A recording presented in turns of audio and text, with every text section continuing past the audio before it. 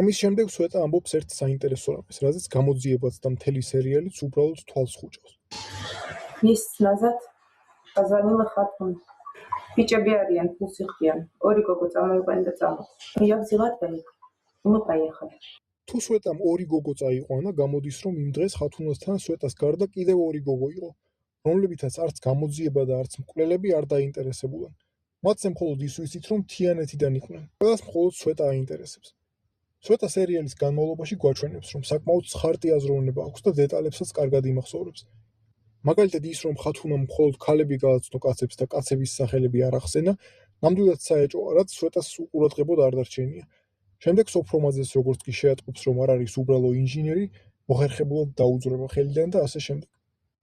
კაცების გარეგნული დახასიათებიდან ჩანს, რომ პაუკას გარდა სამი კაცი უცნობია. სვეტა მათ ახასიათებს როგორც ორ ქერას და ერთ წითურს.